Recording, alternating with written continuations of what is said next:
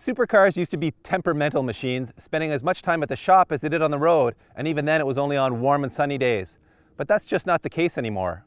That's right, we live in a world today where 500 horsepower cars aren't just reliable, but they're comfortable and can handle any weather, which is good because we're currently experiencing the winter from hell that just won't die.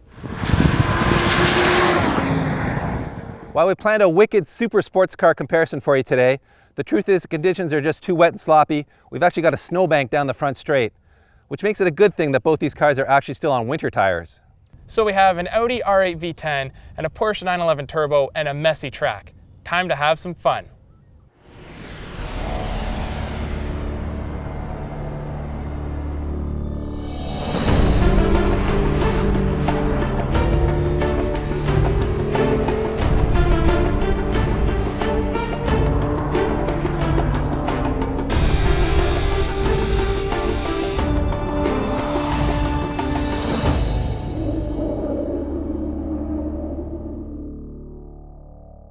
At the heart of the R8 is a meaty 5.2-liter V10 that can scream all the way up to 8,700 RPM and makes 550 horsepower and 398 pound-feet of torque. A 6-speed manual transmission is available with this engine, but our test car comes with the quick-shifting 7-speed S-tronic dual-clutch automatic. Audi claims this supercar can rocket from 0 to 60 in just 3.3 seconds and has a top speed of 197 miles an hour. That's a hair slower than the 911 Turbo on the low end, but a smidge faster on the top end. R8s do not come cheap, and the V10 Plus is the most expensive model in the range. Base prices begin at over $170,000, while our test vehicle, optioned up here, ran $187,590. So this may not have a big, sexy V10 from Lamborghini under the hood, but it does have these two sweet plastic fans up top. Underneath those fans is a twin turbocharged 3.8-liter Boxer Flat 6 that makes an impressive 520 horsepower and 487 pound-feet of torque. It'll also sprint from 0 to 60 in 3.1 seconds and hit a top speed of 198 miles an hour. With the Sport Chrono package, this car will sprint from 0 to 60 in 3 seconds flat and hit a top speed of 196 miles per hour. It's also equipped with Porsche's PDK 7-speed dual-clutch gearbox, and price starts at $148,300, and ours with the Sport Chrono package and a couple other features comes in at just under $164,000. There's no denying that the R8 is more of a head-turner than the 911. Although the same basic shape's been around since 2007, that's nothing compared to the Porsche that has looked the same for over 50 years. Audi does plan to replace this model soon, but even 2 years after its latest refresh, I still get attention everywhere I drive it. In fact, people have been chasing me down in the streets. Yes, it still looks like a 911, but that's a good thing, because this is one of the most iconic sports car shapes in the world. As you'd expect with a turbo, it's wide in the back. In fact, it's 3.3 inches wider in the rear than the regular Carrera. It's also got active aero, both the rear wing and an innovative front lip that deploys for added stability and downforce. The R8 doesn't just resemble an exotic car on the outside, but also on the inside, and that's not necessarily a good thing. Besides not having any sort of smart access to get into the car, it actually requires a physical key to start the car. The climate control knob is old school, and Audi's MMI system seems to be a generation or two old inside the R8. But Audi does get the fundamentals right. Sightlines are actually pretty good for a mid-engine car, and the steering wheel, paddle shifters, and pedals all seem to be in the right spot.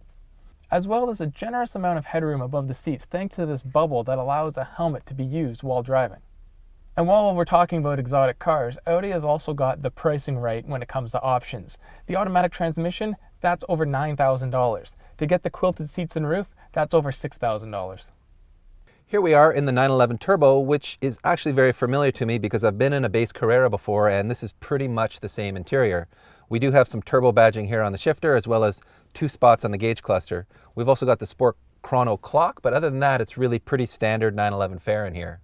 We've also got the $3,500 Burmeister high-end infotainment unit, which makes no fewer than 821 watts. Although there's no exotic materials in here like there is in the Audi, I will say that I'm in a much more natural seating position. And being a 2+2, there is some usable space back there, and there's also more cargo space, so overall it's just a more practical daily driver. Considering the sticker price, I will say it's a little bit disappointing that there isn't something unique and special to the interior, say some more aggressively bolstered sports seats.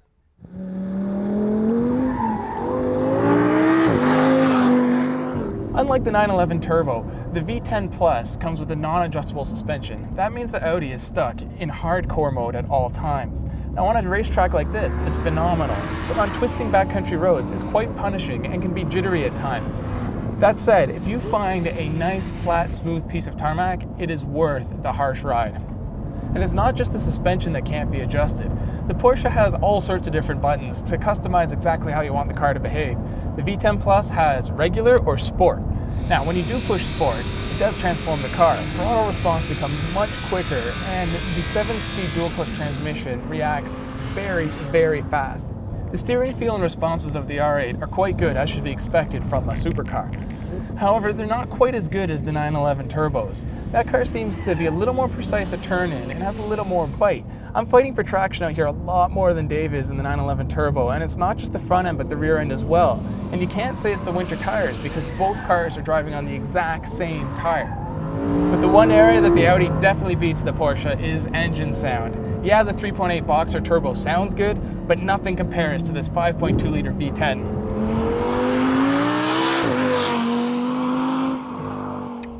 So you remember that part when I was complaining about the interior not being special enough? Well, turns out you can forget all that because the special part happens once you get on the other side of a corner and do this. Woohoo! This just in, kids. The Porsche 911 Turbo is fast. It may not quite have the exotic wail of that V10 in the Audi, but man, this thing really does make some cool noises. You can hear the turbo spooling up when you get on it, and then when you get off it, you get these really neat burble popping and hissing noises from out back. It's also seriously impressive the way it puts the power down coming out of the corners. In the Audi, you can really see it's struggling a bit for rear grip, but I have not been able to break the rear tires loose on this at all. It just sticks. The other thing that really impresses me about the 911 Turbo is how good it feels on corner turn-in. I wasn't expecting it just to have such a quick, precise feel on turn-in. I think it's the active rear steering that's really making this car dive down to the apex so nicely. We've got these nice aluminum paddle shifters on the steering wheel here, but to be honest, I can't even be bothered to use them because the PDK's shift logic is just so good. It's always shifting when I want it to. Why should I do the extra work?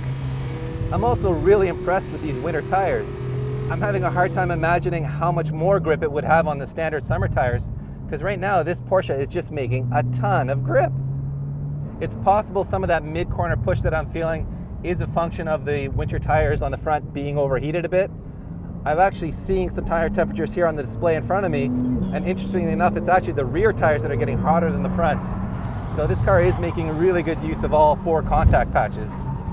I should also say that even though this car doesn't have the optional carbon ceramic brakes, these standard steel brakes are still amazing. I've got really nice pedal feel, and man, when you get on them hard, it slams you into the seat belts. There's no shortage of stopping power here.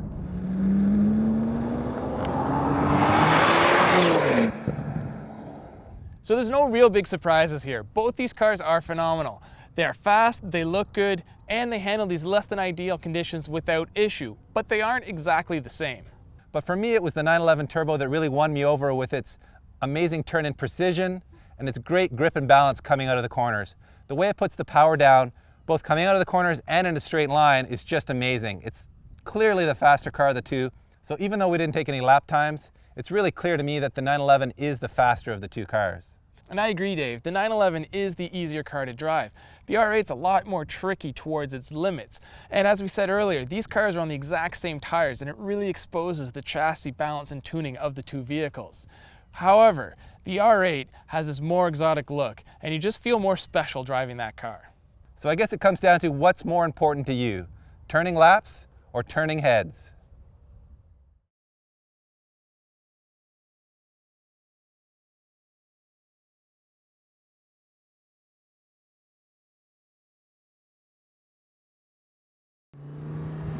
Mm-hmm.